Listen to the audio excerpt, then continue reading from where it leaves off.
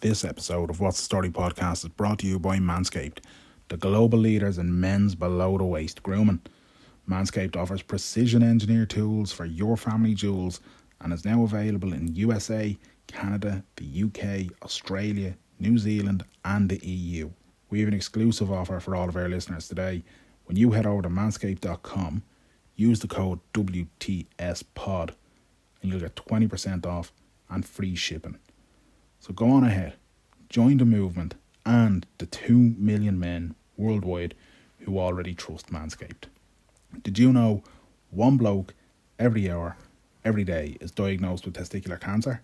Testicular cancer is the most common form of cancer in men aged 15 to 35. And this month Manscaped are working with the Testicular Cancer Society to spread awareness for men's health and early cancer detection. In addition to providing the right tools and solutions for safe and easy grooming, we're encouraging you to check yourself at least once a month, and if you find anything that seems untoward, any lumps, bumps, anything painful, any new swelling, get it checked out properly. Give your doctor a call and make sure that nothing sinister is brewing. Together, the Testicular Cancer Society, Manscaped and WTS Pod are all committed to raising awareness for the most common form of cancer that's affecting these young men. We're also giving support to fighters, survivors and families of impacted by testicular cancer as part of the We Save Balls initiative. So make sure that you're checking yourself regularly, you're keeping yourself looking fresh and tidy by using those Manscaped tools, and remember, when you join the Manscaped movement, you're taking care of your balls in more ways than one. Head on over to manscaped.com to learn more, and also use the code WTSPOD at checkout and you'll get 20% off and free shipping. Your balls will thank you.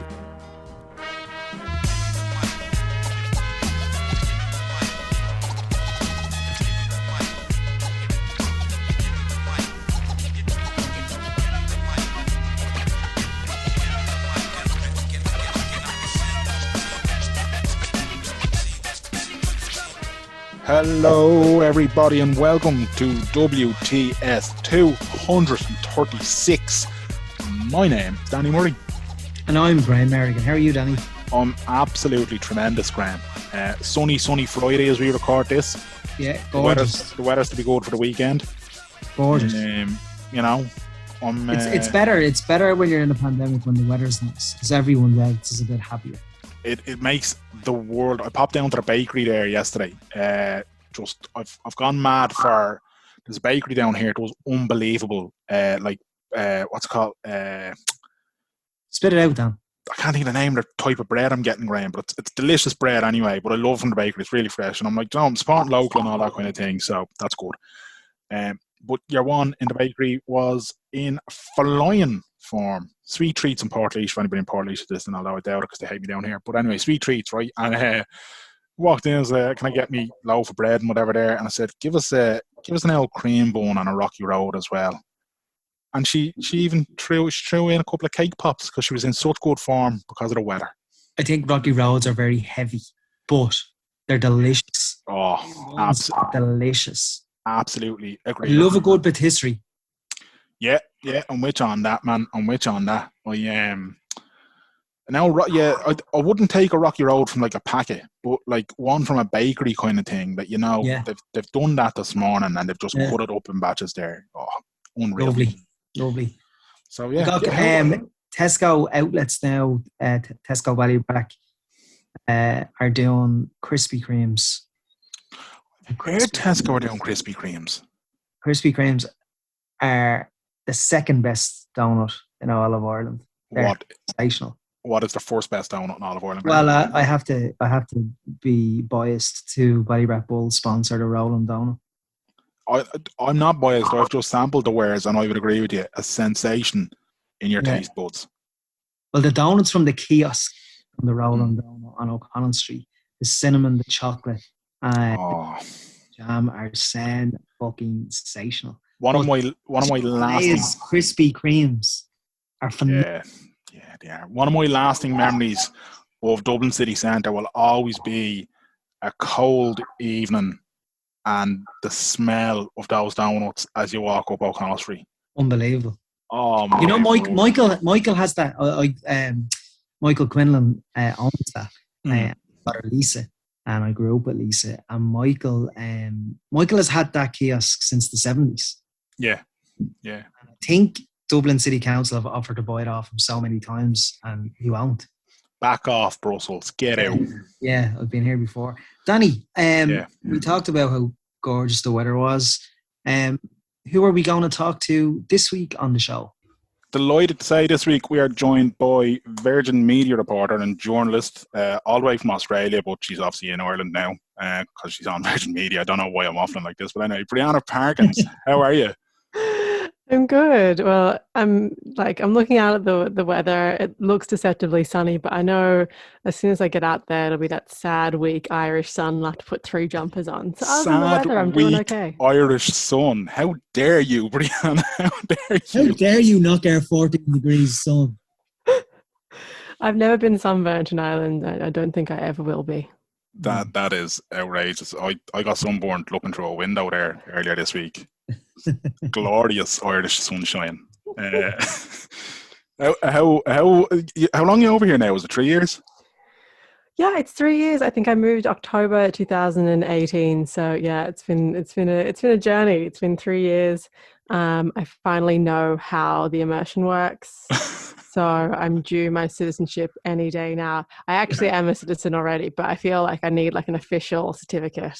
You know? It's like a letter from like Mr. Tato with a pass to the park and that kind of thing. That's when you know you get to pat the president's dogs. And no, what I really want is a Coffer's Gold card. That is to me the citizenship test. A Coffer's Gold card. Oh. Yeah, it's a weird one because it's like. We'll get back to you slagging the Irish sun. I'm not letting that pass. But the Copper's Gold card situation, it's mad because like there's people I know who don't work in the public sector and who have never set foot in Coppers and they never would set foot in Coppers. But there's a whole batch of people out there who are like, you haven't, unless you've been to Coppers and experienced Copper. Coppers at Christmas particularly being the big one, then you don't know what you're missing. No, and it's the same when Irish people come to Australia and like Bondi. Everyone loves Bondi. Like, let me tell you something about Bondi. That is where the sewerage runs out. Like, I'm not joking. Like, it used to be literally like a rock, like there's a pipe cut in the rock, and like literally like literal shit used to run out at Bondi. Use condoms. The lot. Now the pipe runs out about 1 kilometre past Bondi. But like when I was a kid, my parents wouldn't take me to Bondi. It was in the 90s. It was a very working class suburb, had a big heroin problem. Like there was a fear that you would walk on a needle in the sand. And now it's like Bondi Rescue, and like you go and you see county jerseys everywhere. And you're like, no, this is terrible. Don't come here. But they love it. And I feel that way with Coppers, right? It's the actual Irish people. And it's particularly Dubs. Like Dubs would not be caught dead in Coppers unless the Dublin team is just one. But when I take Australians, they're like, they're playing the Grease Mega Mix in a nightclub. Oh my God. And they love it. So I feel like Coppers could be the Bondi of Ireland. Whereabouts in Sydney are you from, Brianna? I'm from Western Sydney, which is past. I'm from a place called Toongabbie, or as the locals call it, Toonscabby. And it is past Parramatta. It's a long way from the bridge. It's a long way from the beach. Right. I lived in Randwick for a couple of weeks. Ah, lovely. So that you're in County Bondi, Randwick area. Yeah, I didn't spend much time in Bondi. I was down there a few times, but it was mainly in the city. And I stayed in Randwick with family and friends for a couple of weeks. I really liked it though. Ah, lovely. Yeah, Randwick's a good spot. You're kind of halfway between the beach, halfway between the city. Yeah, but I get like, I when I lived in Australia, I started in Brisbane, and it was simply just because Brisbane was the cheapest out of all the big cities. There's a reason for that.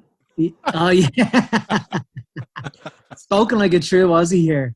But I can certainly see why Irish people get comfortable in Sydney when they hit there at the start, when they're supposed to be kind of going on a 12-month adventure, 10 months in, and they're still in Sydney.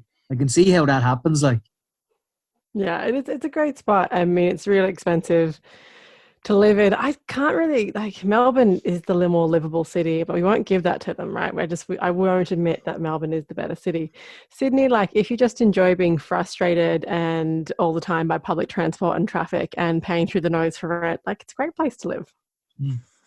There's people from Shankill who are listening who, when you were describing about the rejuvenation of Bondi, they were like, we could do that.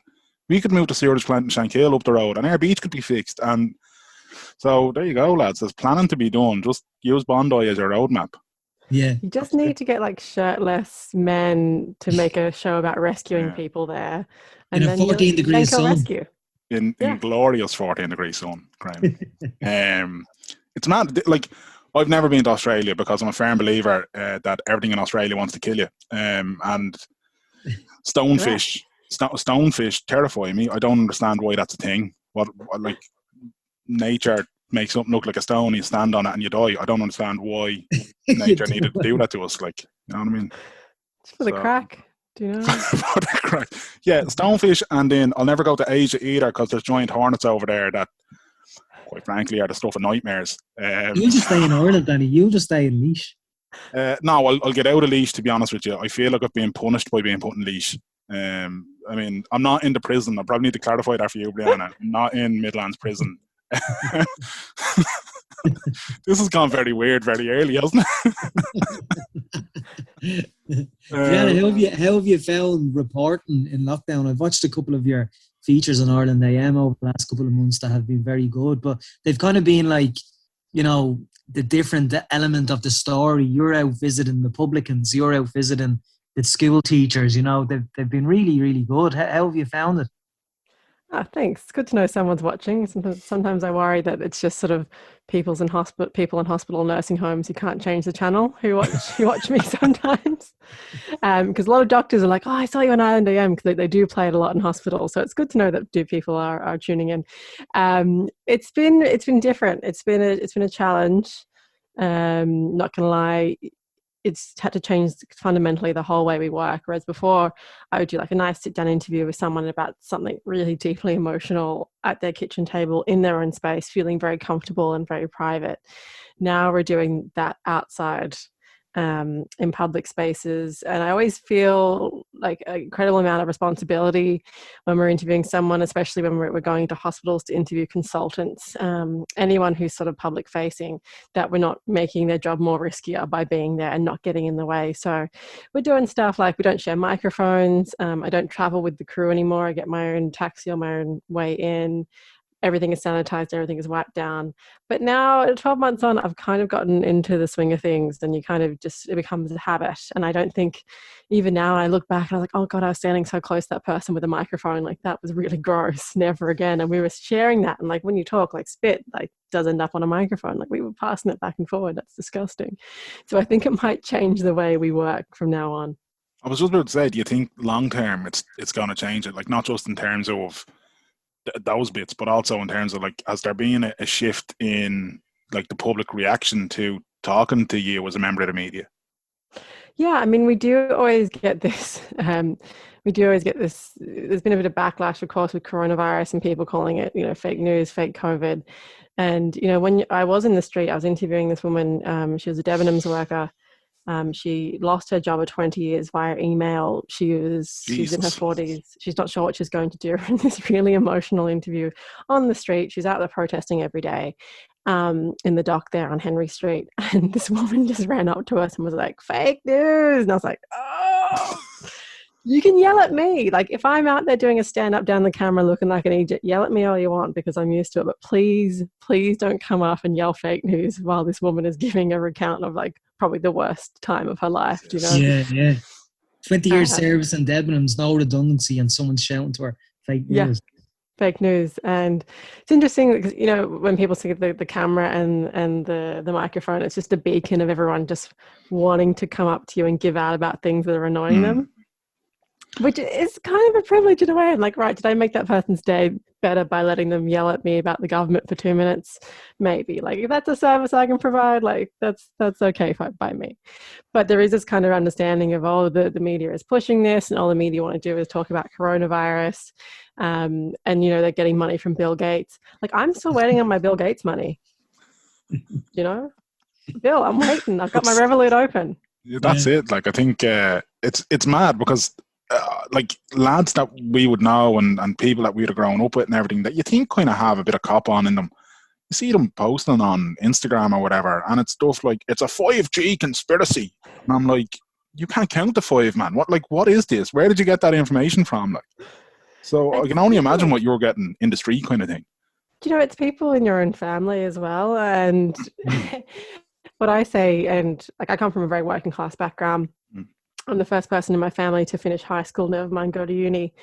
So I've got a lot of my family members are tradesmen, like they're printers or they're plumbers or electricians, like licensed sort of trades. And I did 4 years at TAFE Tech, an apprentice and whatever to get there. And I'm like, would you let an unlicensed electrician just come into your house and start pulling out wires? And like, no, God, no, I wouldn't. Like, why do you listen to people who aren't journalists tell you information that you can't back up? Like, we go to university. No, that doesn't mean anything really in the long run, but we go to university, we're trained in ethics, and we're subject to, like, if I go on the telly and just start lying, like, I will get my ass kicked by the broadcasting authority and I will lose my job. Like, there are punishments for not being honest. And I think people need to understand what we do. It's a craft, and it used to be a trade. Like, you didn't have to go to uni for it. Like, you learned at the newspaper.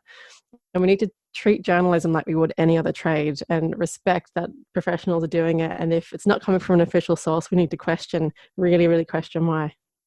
Yeah, it's one of them, isn't it? That, like, I don't think people fully appreciate, like, real and good journalism until something like what we see and say with like the whole shit show that went on with Donald Trump and everything else, and Fox News, and what we see in emerge from that, and these agencies growing that they're not news, they're just propaganda thing. Like, so I don't think people actually fully appreciate, like, people just going out on the street and talking to people, and that being, no, here, look, here's the real life story of somebody. It's not some lunatic who has an agenda kind of shouting at you, which unfortunately is happening more and more. Like, yeah, there's a mixture of it as well, though. It's a lot of people that have lost their job. They're spending more and more time on social media, and I'm going to use Facebook because Facebook seems to be the more prevalent one, where there seems to be, like, instead of going to college for 6 or 7 years to become a scientist, there's people on Facebook that have got their degree or doctor in science after 6 months. They're all doctors and all vaccination experts and all. And I think it's a mixture of having so much time in their hands, and now they just go down the rabbit hole and then by the time they get to that rabbit hole, then they're believing in QAnon stuff, and it's kind of like, they're believing in what, Mero? QAnon? I'm just being a dickhead. QAnon. So I've never heard of QAnon, man. That's all I'm saying. But when they get to the point of the rabbit hole, they're on to that topic, and it's like, there's just, they get into a rabbit hole of everything, and then fucking Tom Hanks and his wife are after getting citizenship in Greece because they want to be pedophiles. This is what we're dealing with. It's just like to clarify, Tom Hanks isn't a pedophile. Yeah. For our defamation. Yeah, exactly. There's weird laws in Ireland, man. God knows who'd come after us. Yeah, it's definitely an interesting one. It's have you found as well, Brianna, that, like, it's harder as well for you as, like, a woman reporting this stuff, because it seems though sometimes there's even a bit of a more toxic, well, it doesn't seem, there 100% is a more kind of toxic kind of atmosphere. Like, we had Eva Moore on the podcast before, and she was saying before, like, she gets stuff on social media that's literally just because she happens to be female. Like, have you had any experiences like that? Yeah, and Eva and I have talked about this. By the way, I love Eva Moore. Like, my dream would just be going on the lash with her in Derry, and then us getting matching burned Devlin tattoos. Yeah, we're all going. That's real creepy. We're all going to Derry after this. That's it. We're going on the session and everything goes back to normal. But female journalists do cop it worse than male journalists to a degree. I mean, it depends what your every subject genre of journalism has its own particular brand of nutsos just following it. So, like, sports journalists, male sports journalists I know who write particularly about soccer or football, they will get death threats for writing about certain teams and for exposing things. If you're a female journalist in sport, you are going to cop the fact that like, oh, you're only on that panel because you're a woman, you're only there to have something to look at. We had to put up diversity numbers. How would you know you never played the sport at an elite level because you're a woman and you're not allowed to? I think their female sports journalists tend to cop that you don't deserve to be here, you don't know anything about the sport. Female political journalists like Aoife have their own, again, subgenre of just bastards coming after them saying that they shouldn't be there, that they're, you know, just flirting with the opposition. They're always pushing a political agenda. I've seen a lot of my female colleagues be accused of having affairs with certain members of Parliament or in the Dáil because they're getting good information. When they're getting that good information because they're good journalists. Yeah. I know colleagues of mine, I've sat at a table, this is back in Australia, I sat at a table where one of the best female journalists crime journalists in Australia actually gets intel on organised crime, I think before the police do, and it was just this conversation around the table. We were all men saying, yeah, she only gets that because she sleeps with them. I was like, no, because she's a good journalist and she has sources that she's built over a 20-year career. And I think when it comes to me, like, I've never experienced it from the public. I've experienced it from within my own organisation. Every bit of sexism I experienced, which happened to my face and wasn't kind of that quieter sexism of like maybe not getting paid the same, maybe that the direct worst remarks and where I felt like I've headbutted the ceiling, that's been by my own colleagues in my own industry, not necessarily coming from outside. Jesus, yeah. It's how do you deal with that then? How do you like when like does it come home with you kind of thing? Yeah, there's a burning. I remember when I first started, this happened more early in my career, and I think whether maybe that has something to do with maybe Ireland is. I think it's definitely there's less misogyny here in Ireland or less sexism, but it's quieter. Whereas the Australian kind of brand of sexism, like it's loud, but in another way you can fight it more openly, and that's what I decided to do when I was starting off. So I had a photographer at the newspaper I started at like scream at me for something that wasn't even my fault, and he basically insinuated like I was a silly little girl essentially. So I roared back at him, and then I went into the toilet and had a little cry. And my female editor came in and she's like, "God, don't ever let them see you cry. Like, go and have a cry, but cry outside the building." I thought, God, that's really grim. Like, that's my whole career. And then I got put on early childhood education, like the round, which is the thing that you're meant to cover. Even though I was next in line for the police job, and the police job went to my best friend who was a boy, and he was like, "Hang on a second, by the way things should have worked out, Brianna was due that round." And then it was explained to me that, oh no, he can't go into primary schools because he's a man and he won't relate to children, which is untrue because he's the nicest person ever and he would have done a much better job than I would have done. Right? Talking to kids, kids freak me out. But yeah, so how I fought that was I fought directly and said, I don't think this is fair. But in the end, I just stopped doing reports on schools and I started doing this big investigation into illegal brothels and to sex trafficking in the area. And they're like, oh, okay, maybe we'll take you off the kiddie round then. And I remember in my second last job I had in Australia, it was a really sexist work environment. The boys my male colleagues were just treated so differently to us. They're invited to like beers and the cricket team for bonding. It's like, hi, hello, like, and they were just favoured hand over fist for promotions. And it was really obvious what was going on. There was no female leadership in the company. If women got pregnant, they were sort of encouraged to leave. Like, it was just systemic. But I remember I said, look, I'm leaving. I've got this really good job. And I got a job on a show called Media Watch, which its whole job is to call out dodgy media reporting. Like, I'd love to bring one to Ireland here. Kind of what we were talking about earlier, like teaching media literacy. And it was a really good job to get. And I was 25, and which was, I think I was the youngest person to ever work on it at that stage. But my this big middle-aged man boss yelled out across the newsroom, who did you fuck to get that job? I'm 25. I'm a 25-year-old girl. He thought that was an appropriate thing to say, and no one spoke up. I kind of just walked out. But everyone thought that was an okay thing to say back then.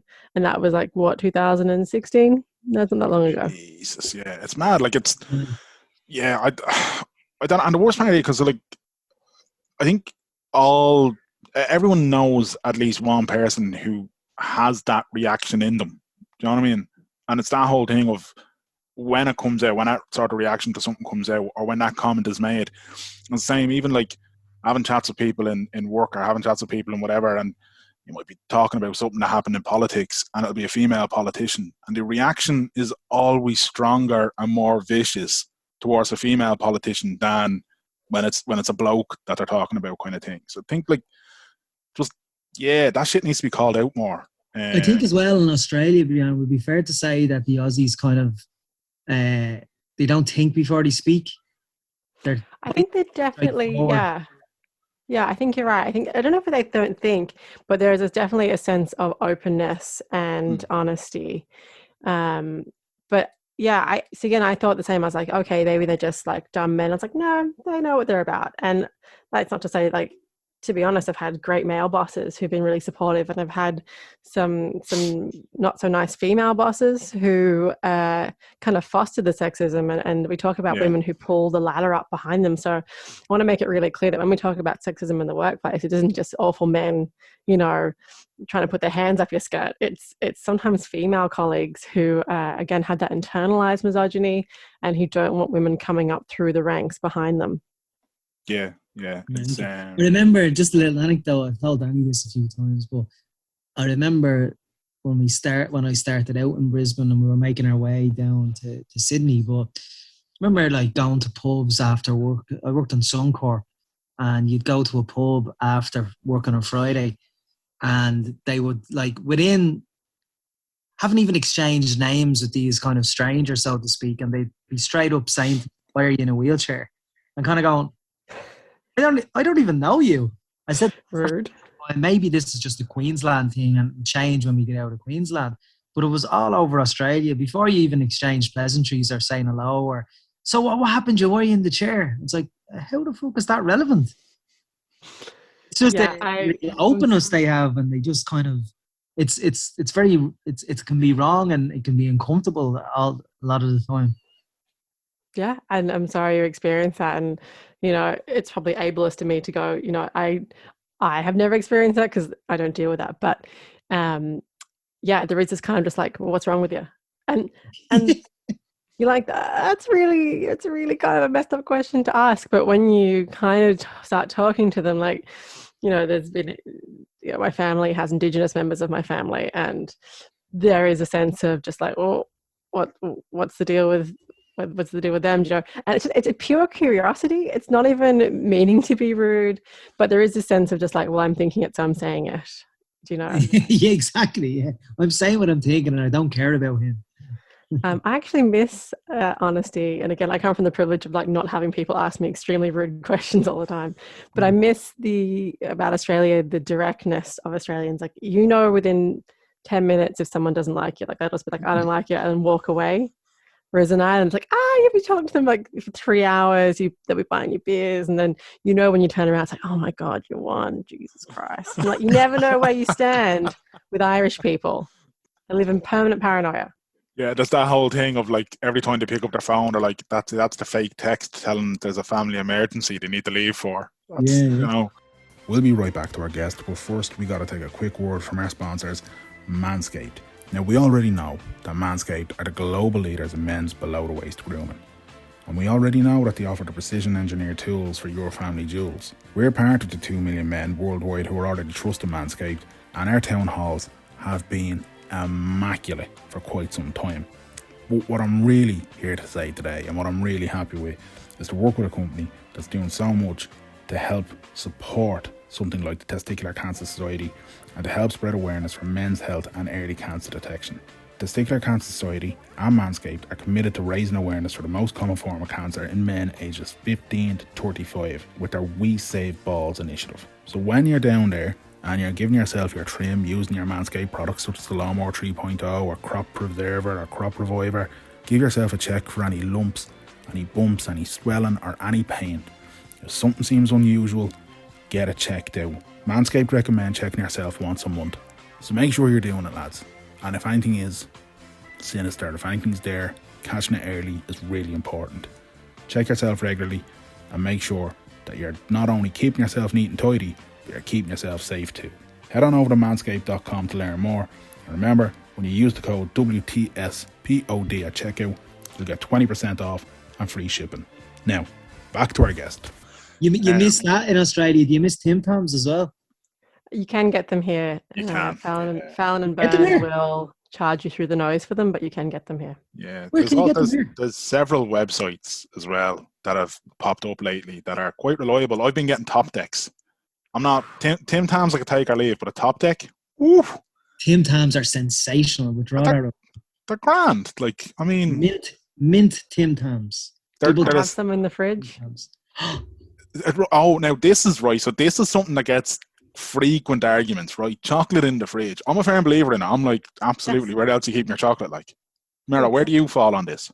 It depends. Like, I wouldn't put a Kinder Bueno in the fridge. Fair. Yeah, do you know what? Yeah, all right, yeah. Because all the cream would just freeze up, and that defeats the purpose. That said, though, that's it. You know, Snickers and Mars, I'm okay with it in the fridge. Snickers, you'd break your teeth on that. Yeah, but it lasts longer. I mean, I can't argue with your logic, but at the same time, the one thing I was right. You were saying that you put chocolate in the fridge, and now you've said no to Snickers and Mars bars. Yeah, Snickers in the like. What chocolate do you put in the fridge, then, Danny? Like a Dairy Milk or a Golden Crisp or something. But I'll tell you what else I do, right? You mentioned Kinder Bueno. This is, by the way, how this podcast goes regularly. We'll start off and we'll have it like a kind of a semi-serious chat about stuff. And we're like, and then out of nowhere, it'll be like, come here. Anyway, I love this. do you know their Kinder Happy Hippos, I think they're called? Absolutely. No? Yes. Get them in the freezer, lads. Into the freezer with them. In the freezer. Oh my word. Sensational. My best friend has discovered putting marshmallows in the freezer. Yes. And that is a game changer. Yeah. Marshmallows in the freezer, really? Yeah. Yeah. There's some people who put Haribo in the freezer as well. I'm not on board with that. I bought a packet No. of Yeah, I'm a big fan of the old Tangtastics, and I wouldn't put them in the freezer now. No. Tim Tams I missed for years after I left Australia. It's the one thing that Irish people seem to really take away from Australia. Like, well, maybe like three things. Like, Australia is mad racist. Australians are rude. shouldn't laugh at that, but like, it is, though. And Tim Tams are delicious. Like, that's the three things I feel like Irish people take away visiting us. Yeah, I don't know anyone who's been to Australia and come back and not mention Tim Tams. Like you were saying earlier on about you getting your citizenship from Mr. Tato, I feel as though Tim Tams is at that level, but in Australia. There's some sort of weird connection there. Yeah. It's very odd. Like, Candyland.ie, Mero, you'll get them there. There's a free. I'll get Tim Tams there. Lovely. Well, yeah. And Fallon and Burn in Dublin, that really notiony grocery shop. Yeah, very notiony. Very notiony. You're probably gonna get somebody tweeting shopping in Fallon and Burn, are you? Yeah. Like, that is my financial goal, all right, is to do the big shop in Fallon and Burn. Like, when my Bill Gates vaccine money comes through, I'm going to be only shopping at Fallon and Burn. Yeah, if I won these millions, 100%, I'd be in Fallon and Burn every week. Danny and I got our first vaccine, and it's mad. We've had Bill Gates meetings every evening. Yeah, he's just taking over the world, isn't it? Yeah, I've been transmitting 6G. I'm not sure what that is, but it's coming out of my left arm something fierce. Like, signal's unreal down here. So, Jesus, yeah, old Bill Gates. Brianna, you were a Rose of Tralee. I was, yeah.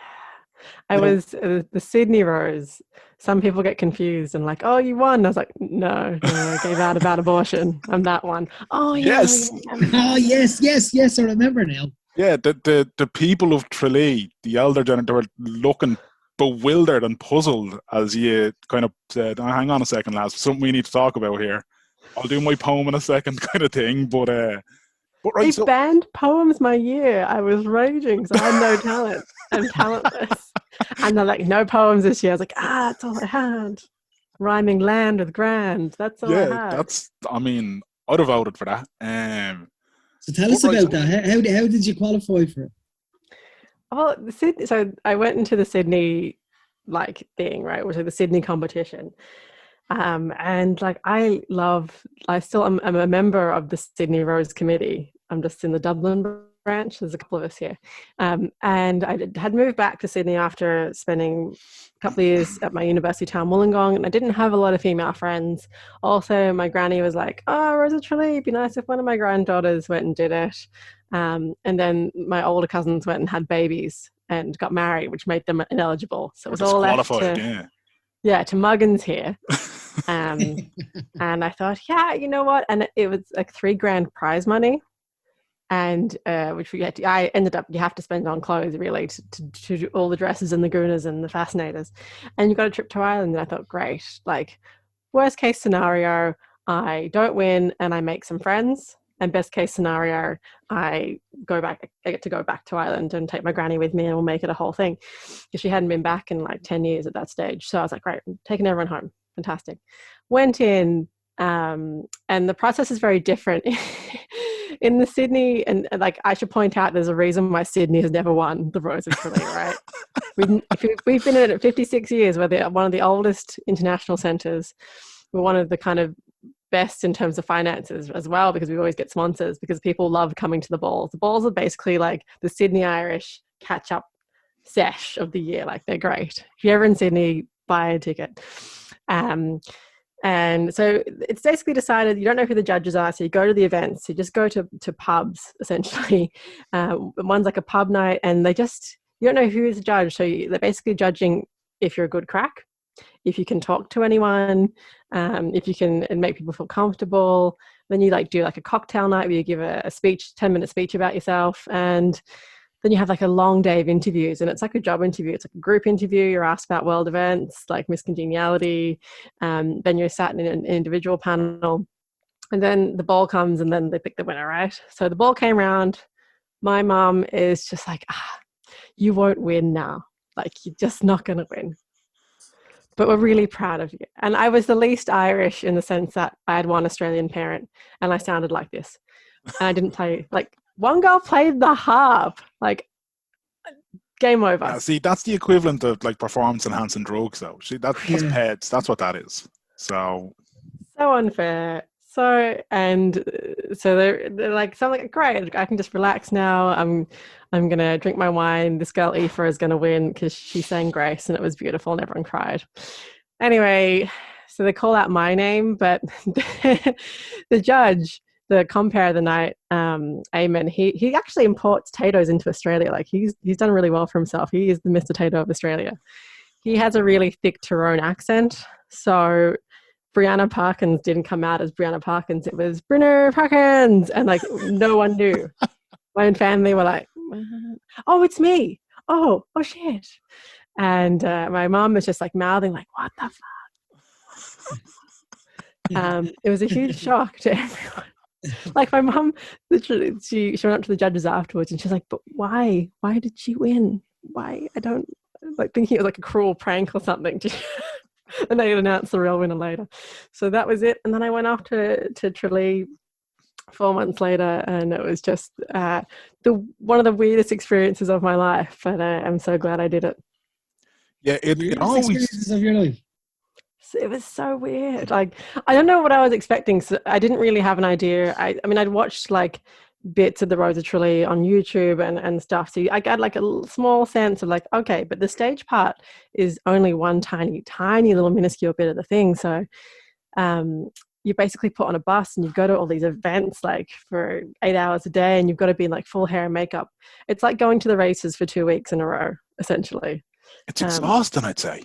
So exhausting. By the end, we all got like chest infections and stuff because your body is always running on adrenaline. So actually, every year there's at least one Rose or one escort that Dahi or Ray or whoever's hosting that year points out that, and you're feeling under the weather this week. And it's like, no fucking shit, like. It's like going to war. But yeah, with spray tans. But it does make you really close to a lot of, and there were 63 women my year, and some of the best friends I still have are from the Rose of Tralee. My roommate, the Mero, is still one of my best friends. Brilliant. Yeah, it's I know, and some people like to kind of make fun of it, and they kind of like oh, the fucking Rose kind of thing. But like, It's a cult following, isn't it? It's must-watch television every year. Like I think I've missed it like twice ever that I can remember, kind of thing. It and Eurovision are in my calendar, like, and they just don't budge, kind of thing. And they never will. It's happening. Yeah. It's absolute gold, like. And there are moments of cringe, and I kind of understand why they ban poems, to be honest with you. But at the same time, I'm like, I'm all right. Like, just maybe they will, because it didn't happen last year. God knows what will happen this year. So by the time it comes back, they might be like, make it easy for them, get them the fucking poems, it'll be grand. Yeah, get the poems back. Yeah. I love that you brought up Eurovision, because when people, I have to explain this thing to Australians, like, oh, it's like Miss World. I'm like, no. It's like Eurovision of beauty contests. Like, it's just out there and it's great. And if anyone ever messes with it, I will kill them, because a girl my year, she made a sandwich as her talent. So she met her boyfriend, he was a builder, and she made him a breakfast roll, right? So they reenacted that, and she made the breakfast roll on stage. It's like, you won't get this at Miss World. You won't get this anywhere. This is special and rare and should be protected. Yeah. Definitely. Remember the year the one of the Rose's partners got up to propose? Like she's about to say no. She's like, I still get sweaty watching it. They're married now. I'm sure they have a child, but I still am like, just walk away. You can do it. It's fine. Yeah. It's not blink twice if you need help. It's okay. Eurovision in Australia then, what's like, obviously the last couple of years they've been involved. They're going to be involved again this year, but they're not sending anyone. Like, is it massive over there, or is it a new? No, it's been around for a long time, and when you have to understand Australia, it is a nation of migrants. Like, especially in Western Sydney, where I'm from, I think in Australia over 50% of people have a parent born overseas, so that's more than half of us. And in Western Sydney, it's even higher. I think it's 50% of people are born overseas. So all my friends had at least one parent who was born in either Europe or the Middle East. So we get around Eurovision, we go for our respective countries. So like my Polish friends went for Poland, I went for Ireland, and we will get up at 2 a.m, 3 a.m, and it was great because we used to get Terry Wogan coming through. We used to get the BBC feed, and then Graham Norton. Then we started sending our own commentators, and then they let us into the Eurovision, which was a dream come true. And I was like, "What are you doing in here?" We're like, Turkey's not in Europe, and they're not in the EU, and they're in Eurovision. So come on. That's it. You see, I don't get that people say it shouldn't be in it. I'm like, what's the fucking matter? Come on, it's a bit of crack. Like, it's a big, beautiful, camp, cheesy pop festival. What, like, who cares who's in it and who's not in it? It's just, no, I'm not into that argument. They shouldn't be in it. It's the time difference must be disgusting, but at the same time, if you're getting up for a party, 4 a.m. I kind of want to experience it in Australia, but then we go back to the stonefish thing, and like, they're out to get me. There would be a stonefish at the Eurovision party. I just know what happened. So I've never seen a stonefish, just so you know. That's Australian propaganda, and I'm not falling for it. The worst I came across in Australia was a possum living in my attic. I love possums. Was he friendly or was he a bit bitey? Oh, he was very friendly, yeah. He stayed there for the whole 6 months. Problem? Got an extra pet? Absolutely no problem whatsoever. Did you name him? No, we never actually seen him. We just knew he was there. But how do you know it was a possum, and it wasn't a chap called Dave? He would go up on the lamppost in the evening sometimes. Okay. All right. We did no name. You didn't form an emotional attachment. No, I can't remember if we named them or not. Yeah. What have been leaving food out? That's probably a bad idea. That probably encourages more of them, does it? I don't know how it works. Are they considered rodents or what? Like, are they? We like possums. I don't think they're endangered, but you wouldn't get someone like hunting a possum like you would say a mouse. Like, you wouldn't set like a possum trap, but they do tend to live in attics and especially in like really crap Sydney share houses. And then sometimes they have babies. You know, it's very exciting. We call them party possums because they come out at night. Really? And so it's like when you're having a drink on the balcony and they pop over. Yeah. Brianna, do you like Chris Lilly? Yeah, I was thinking about Chris Lee today, actually, because something came up on TikTok, and I was like, man, that was really, really not funny, like the blackface stuff. Oh, yeah. But at the time, like, I was in high school, and I was like, oh, this is funny. And I'm like, no, that's really not funny. Yeah. Like that's not good. He was really popular. I went to an all girls school, so I really felt a connection with Jemay, private school girl. Like that was my teenage existence. But yeah, I don't know. I feel like Australians have kind of now gone, oh, that wasn't funny. Maybe we need to reevaluate what we think is funny. And I hope he learns, and I think he has been doing more comedy and kind of, you know, maybe not getting into blackface, like maybe explore other things that isn't that. We Can Be Heroes, the character that was wanting to do the roly-poly all over Australia. Oh my God, she is the greatest character. Yeah, again, she was brilliant. Like, just stick to that. She reminds me of every netball coach I ever had. What's that? She reminded me of every netball coach that I ever had. Like, that was that woman. Yeah, with the tracksuit. And the tracksuit and the big boot on her foot. You know, he's started a podcast in the Jemay character. I saw that in my recommendations, surprise, surprise, the other day. And I was like, oh, I just don't know if I can revisit it. Like, it's just too cringe seeing my teenage self being sended off. Oh, really? So there's too much of yourself in Jemay.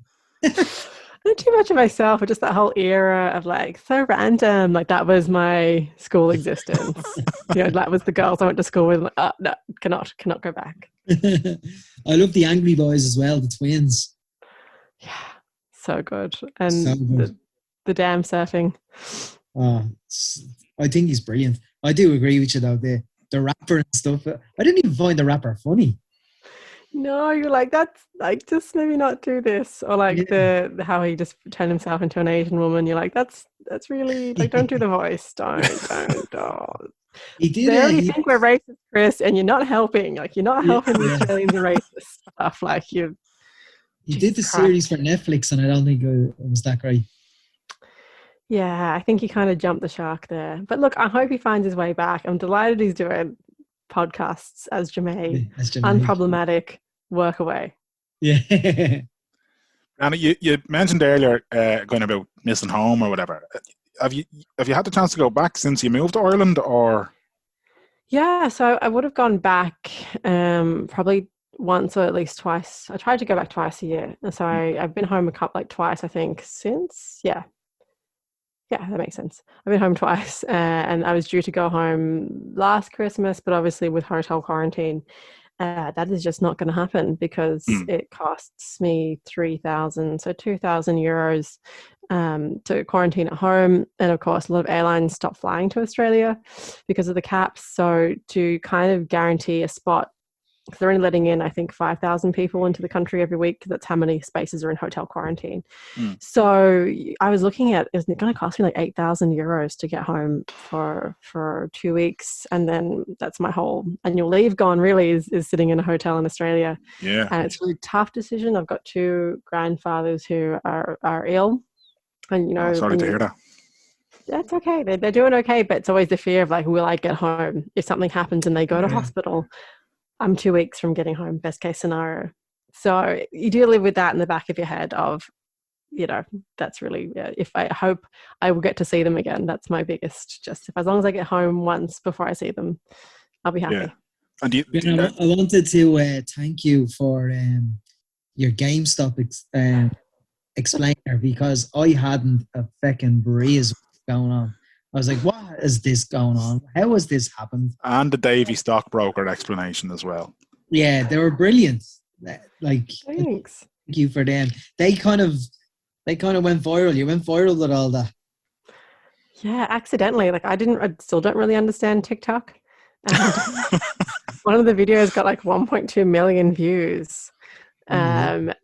And I'm like, right. So I spent years being an investigative journalist, you know, digging into stuff, getting FOIs, fighting with politicians, getting high court injunctions against me at the last minute. And all I had to do to get my story across was a can of beer and a packet of sweets. Like, it was sort of demoralizing. You made me want a can of Guinness that night as well when I watched it. Yeah. Like, Diageo sponsor me. Like, come on. Yeah. Help a girl out. That's it. How did you come up with the idea? Right, I'm going to explain this, but I'm going to explain this using cans and squishies. Well, my boyfriend, so I did a couple of rounds as a financial journalist, and I sort of studied economics at uni before I just like left and like forgot about it. And I just hated financial journalism because I felt like it was exclusive. Like we were kind of like, oh, we have to like talk up because these are big stockbrokers who are reading this, and like, yeah, but like a lot of the time they don't know what they're on about. Like, okay, they're good at like the stock market, but do they know about, macroeconomics? They know about all these other things that's happening. And I was explaining to him over the phone. He was like asking me about GameStop, and I explained it with that, and then he wasn't really getting it, so I explained it to him in person with sweets, and he's like, "Oh, you should really make that into a video." I was like, "Yeah, I should." So I did, and that was it. And I just feel like there's a lot of different types of learning, and I think about people like my brother who hated school because he doesn't absorb information through reading. But if you show him like he can take apart a car without a manual, he's a kinetic learner. So I think it was kind of like people are missing out on financial information and stuff they should know about because they're not being given it in a way that's suggestible to them. So I was like, right, I need to show it. And if you use my hands, I need to show it. And I had cans of Guinness and sweets lying around and my housemate's sweet puppet. So or is he sooty? He's sweet, but I always get them mixed up. And yeah, he's sweet. Yeah. That was it. I'm looking forward to the next one already. I presume, like, I don't know, have you got Bitcoin or something lined up, have you? I've been really sporadic. Like it's absolutely like, I'm such a bad one for pissing opportunities up against the wall because I get really nervous and then like, oh no, I can't follow it up. But my work's been I've had a pretty heavy day job workload. So I was actually thinking today I might explain the Dolphin Group sort of Ponzi scheme. And yes, I think nearly 2,000 people in Ireland lost their money. So I was going to explain how that worked. I thought maybe multi-level marketing next as well. Like there's like supplement people. Fucking Herbalife. Yeah. Yeah, kind of like them lads. Yeah. I did one on the show, so now I have a segment on my own show that I'm already on. And last week we explained why a lot of people were posting when NIAC, the lads who decide who gets the vaccines in what order, they had said, look, travellers and Roma and homeless people need to be top of the list. We're not going by occupation, and they need to be vaccinated, regardless of age. And I think someone tweeted, like, I think it was like some radio lad was like, tell me one good reason why travellers need to be, sorry, it's my phone falling over. Right. Tell me one good reason why travellers should be vaccinated first. And I was like, all right, challenge accepted. So I went down a rabbit hole of research and like looked at their outcomes. So I was able to show on the show that even before coronavirus, their risk of dying was so much higher. So I got 2 jars and filled them up with marbles, essentially like traveller and non-traveller health outcomes. So by the end of the show, people could see like, oh wow, that jar is full of risk, and that is why we need to vaccinate that medically vulnerable population. So, and I did one on contact tracing as well. So I'm moving out of finance and doing it all over the shop. But if anyone has any ideas, or if anybody wants anything explained, send them over to me because I'm lazy and I need a push. You'll get a list from me and Mero because we're two curious Egypts who are like, here, did you ever hear about this thing? What's that? So yeah, send them on, and if I don't know it, I will go and find out. Like, so contact tracing I knew a little bit about, but then I just rang the HSC and pestered Neve O'Byrne, who like runs all the contact tracing. I was like, Neve, I know you're real busy, but like, can you just? She was great. Thanks, Neve. Love it. Brianna, it's been great chatting to you, and it was a very, very, very quick hour. But I'm conscious it's a sunny Friday, and despite what you think, it's roasting out. So I've got this shorts. Is like your winter, Brianna. It is winter. I'm wearing like a jumper. Oh God, my phone. See, that's the heat. The heat is knocking your phone over. It's just they can't handle it. Like, you know what I mean? Yeah, I'd say that's it. Yeah. How dare you, winter? My God. I'm looking forward to meeting you in Derry with Aoife, and we'll have a few jars. Yeah, let's do it. That's it. Yeah. Just don't tell her how much I like her. I think she'll get a bit creeped out. I think she knows. Text her. But it's really embarrassing. Sorry, Aoife. And I definitely won't turn up in your house one night, cutting your hair off. It's not that weird. Lovely. Brianna, if people aren't already following you, or if they want to see more or learn more about you and whatnot, where can they find you? Yeah, so I'm on Instagram and Twitter. I think I'm on Instagram as Brianna Parkins Reports. Twitter is just Brianna Parkins, and on TikTok, Brianna Parkins. Like, just search my name. I think there's one new one of me out there. So you can find me. Thanks so much for talking to us, Brianna.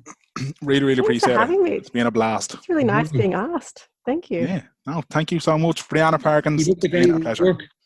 Enjoyed that chat. Brianna's she's a ledge. Very much enjoyed that. Very witty.